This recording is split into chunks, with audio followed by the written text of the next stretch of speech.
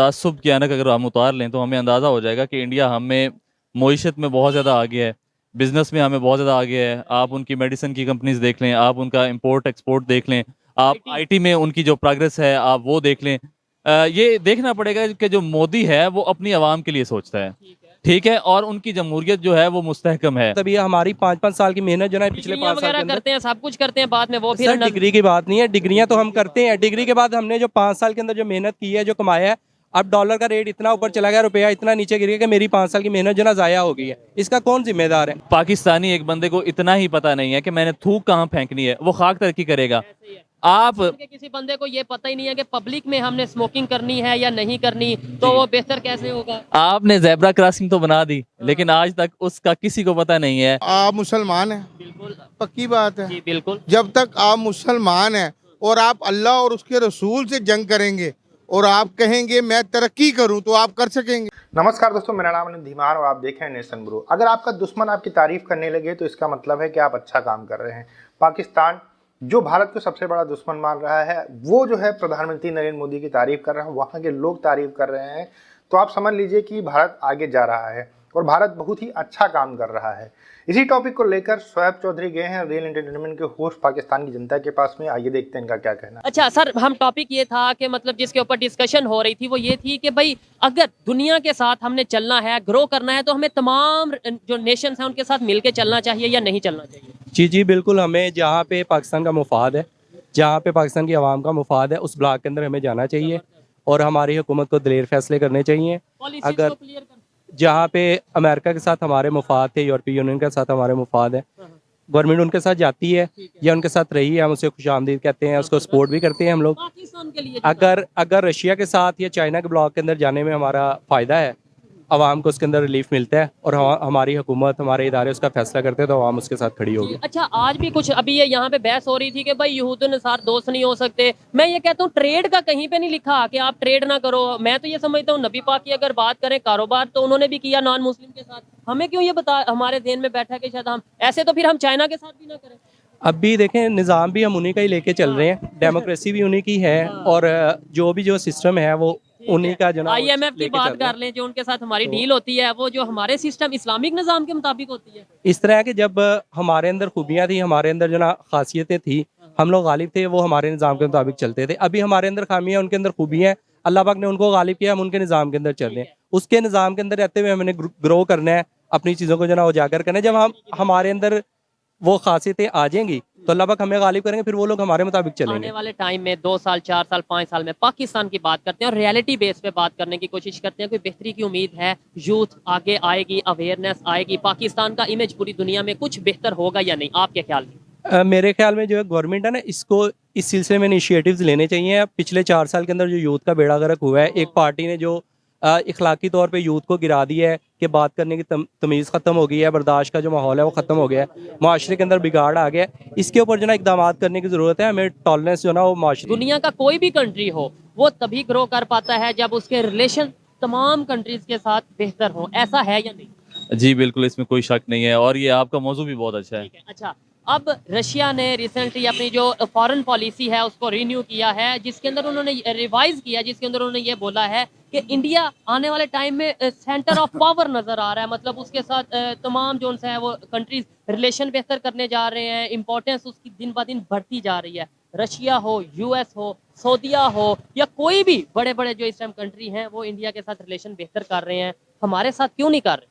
देखें जी, पहली तो बात यह है कि अगर पाकिस्तान अपने आप को यूरोप के साथ अगर मुआवजना करना चाहे तो बड़े ताज्जुब की बात होगी। नहीं, मुआवजना नहीं, हमें देखने की तो जरूरत है ना, सोचने। और यूरोप नहीं, हम इंडिया की बात कर रहे हैं।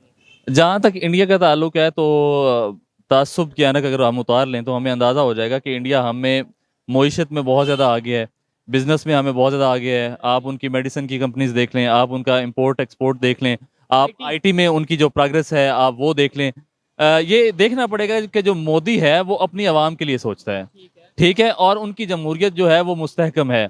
और जितने भी अगर पब्लिक के लिए सोचता है तो ही 2014 से अभी तक चलते आ रहे हैं और आगे भी उम्मीद यही नजर आ रही है कि शायद उन्हीं की पार्टी जीतेगी। देखिए, मोदी वहाँ बहुत ज़्यादा स्ट्रॉन्ग है, उसकी वजह ये है, आप उसकी ये सियासत कह लें या उसका शऊर कह लें या आवाम दोस्ती कह लें, वो लीडरशिप क्वालिटी कर लें। जी जी जी बिल्कुल, वो अवाम के लिए काम करता है और वो अवाम का सोचता है। जबकि आप अगर हमारे लीडर्स का देखें तो जमहूरियत हमारे यहाँ मुस्तहकम ही नहीं है। आज तक एक भी प्राइम मिनिस्टर अपना टाइम नहीं पूरा कर पाया।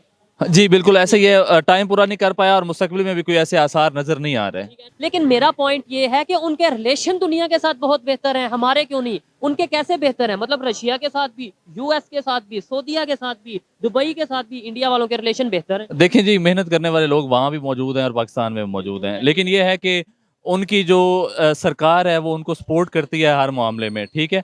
और बल्कि उन्होंने तो ये पॉलिसी रख ली है कि वो अपने टैलेंटेड लोगों को बाहर से अपने कंट्री में बुला के अपनी सनतों को, अपने कारोबार, अपने इंटरेस्ट जो उनके हैं, का भी बंदा है उसे वहां पे एडजस्ट जी बिल्कुल, वो उनको जो है वो एडजस्ट कर रहे हैं। फॉरेन पॉलिसी में कौन सी ऐसी खूबी है उनके जिसकी वजह से दुनिया के बड़े बड़े कंट्री, पावरफुल कंट्रीज की अगर बात करें, पावर्स की बात करें, वर्ल्ड पावर्स की, तो वो उनके साथ रिलेशन बेहतर करना चाह रही हैं या बेहतर कर रही हैं? देखें जी सवाल का, अच्छा, कुछ लोग ये कह देते हैं जी आबादी उनकी बढ़ी है इस वजह से, क्या आप ये कहेंगे मार्केट बढ़ी? नहीं नहीं नहीं, देखें आबादी जितनी ज्यादा होगी उतनी ही ज्यादा जरूरियात होती हैं, उतने मसाइल भी होते हैं। उतने मसाइल भी होते हैं और उनको टैकल करना भी होता है, ठीक है, मैनेज करना भी उनको होता है।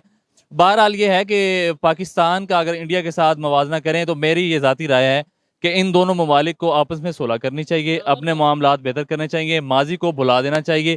ठीक है, जो हमारे हीरोज़ हैं वो उनके हीरोज़ नहीं हैं और जो उनके हीरोज़ हैं हम उनको कभी भी हीरोज़ नहीं कबूल कर सकते। हमारा जो कल्चर है हर लिहाज से, अगर हमारा इस्लामी नज़रिया देखा जाए, मज़हब को देखा जाए, उनके साथ नहीं मिलता था। जैसे हमारा चाइना के साथ हमारा मजहब मिलता है, चाइना के साथ हमारा कल्चर मिलता है। यही तो बात है ना। अब इसके पीछे जो बुनियादी वजूहात हैं उनको देखना होगा, उनको सोचना पड़ेगा पाकिस्तानी अवाम को। हमें जो 75-80 साल से ये लॉलीपॉप दे दिया जा रहा है कि पूरी दुनिया में सिर्फ इंडिया ही हमारा दुश्मन है, तो इस चीज़ को मेरा ख्याल है ख़त्म करने की ज़रूरत है। हमारा बड़ा असासा, हमारे पुरखों की रिवायात, हमारे जो हमारा अदब है, 1000 साल हम उनके साथ रहे हैं और जी, आज जी। हम 75 साल हुए हैं लैदा हुए और हम कह सकते हैं नहीं जी वो उनके साथ तो हो ही नहीं सकते। भाई आप चाइना के साथ हो सकते हो, आप दुनिया के पता नहीं कौन कौन से कंट्रीज के साथ, यूरोप की अगर बात करें उनके दरमियान तो वर्ल्ड वार रही है, वर्ल्ड वार हुई यूरोप में, आज उनके दरमियान ट्रेड फ्री मतलब बॉर्डर फ्री ट्रेड चल रही है, इस तरह के सिस्टम चल रहे हैं। और हमारे यहाँ पे 4 जंगें हुई तो हैं लेकिन फिर भी मतलब उस देखें जी, जो एवोल्यूशन है या जो इर्तिका का अमल है उससे चीज़ें गुजरती हैं, ज़माना जो है वो प्रोग्रेस की तरफ जाता है। अगर आज से हम 40-50 साल पहले की रिवायात को देखें, जब हमारे पास मोबाइल फ़ोन्स नहीं थे, या इससे भी ज़्यादा पुराने ज़माने में चले जाएं, हमारे पास ये ट्रांसपोर्ट का सिस्टम इतना अच्छा नहीं था। टेक्नोलॉजी अगर हम उन्हीं रिवायात के साथ जुड़े रहें और हम आज भी कहें जी कि फ़ोन की ज़रूरत नहीं है, किसी को पैदल भेजें कोई पैगाम लेके, तो हम प्रोग्रेस तो नहीं ना कर सकते। आपको मैं एक छोटी सी बात कहता हूँ, आपके जरिए ना एक बात मैसेज देना चाहिए। हुक्मरानों को, अवाम को पहुँचाना चाहता हूँ। आप मुसलमान हैं, बिल्कुल पक्की बात है। जी बिल्कुल। जब तक आप मुसलमान हैं और आप अल्लाह और उसके रसूल से जंग करेंगे और आप कहेंगे मैं तरक्की करूं, तो आप कर सकेंगे? ये तो बात सोचने वाली है। आप तरक्की कर सकेंगे? अल्लाह ने कुरान में कह दिया है कि यूदो इंसार मेरे खुले, तुम्हारे खुले दुश्मन हैं। आप उन पे तवक्को रखते हैं, आप उन पे तवक्को रख रहे हैं। अल्लाह और उसके रसूल पे तवक्को। उसके रसूल ने ये तो कहीं नहीं कहा कि आप यहूदो नसार हो या नॉन मुस्लिम हो उसके साथ ट्रेड ना करो, उसके साथ बिजनेस ना करो, कहीं पे कहा? कुरान में क्या कहा है? ये अल्लाह कहीं ने कहीं कुरान में क्या कहा है? उन्हें, वो तुम्हारे खुले दुश्मन हैं। मैं ये कह रहा हूँ कहीं पे ये कुरान, कहीं पे मैं ये आपको मेरी मैं उसको मेरी वजाहत- आप इसके ऊपर क्या कहना? पहले इस बात की मुझे जवाब दें, आप कुरान में ये हुक्म है? ठीक है, ठीक है, जो आपका दुश्मन होगा, दुश्मन वो आपका कभी फायदा सोचेगा? ठीक है। सोचेगा फायदा? दुश्मन तो फायदा नहीं सोचता। वो अल्लाह ने अगर हुक्म दे दिया है कि वो तुम्हारे दुश्मन है, वो हमें इस जड़ में फंसा रहे हैं। आप मेरी बात नहीं समझ रहे। आप इस अजाब में फंसा रहे हैं, हमें सूद के कारोबार पे लगा रहे हैं। जब तक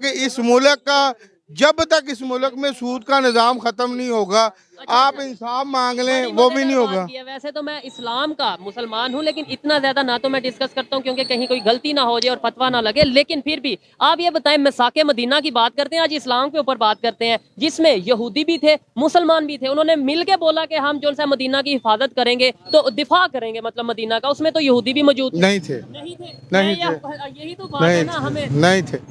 यहूद शुरू से दोस्त नहीं हो सकता। ट्रेड करनी चाहिए, बिजनेस। ऐसे तो हम फिर दुनिया से बिजनेस तो करना चाहिए।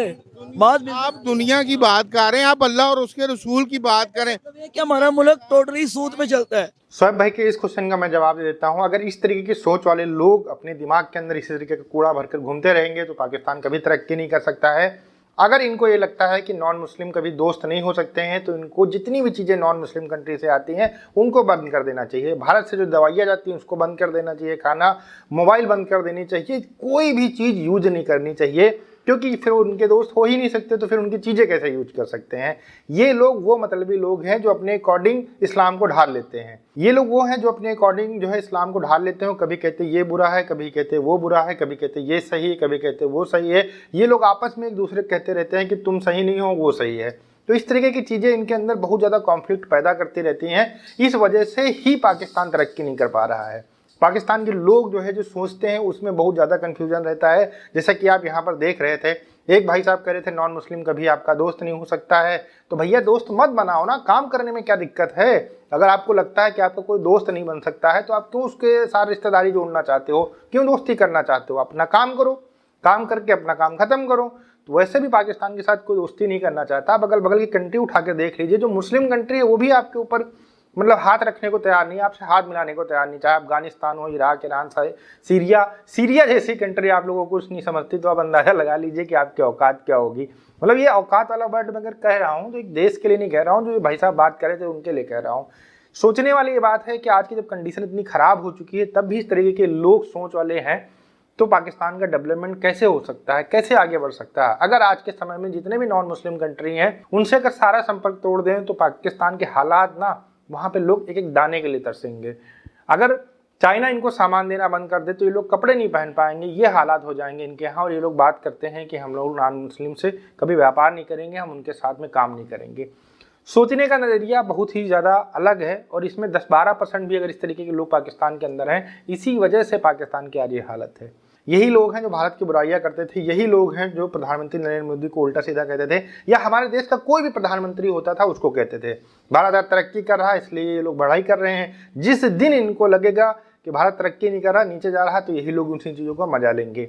हमारे यहाँ पर जब चंद्रयान छोड़ा गया था और अनसक्सेसफुल हुआ था तो पाकिस्तान के अंदर बहुत खुशियाँ मनाई गई थी। ये वो लोग हैं जो भारत की जो चीज़ें होती हैं, कुछ फेल होता है तो उसके ऊपर खुशियाँ मनाते हैं। ये कुछ कर तो पाते नहीं है, लेकिन जब अपना पड़ोसी कुछ करने की कोशिश करता है और फेल होता है तो उसके ऊपर हंसते जरूर हैं ये लोग। ये उस तरीके के लोग हैं, इसीलिए कभी भी ये लोग खुद कुछ भी नहीं कर पाते हैं।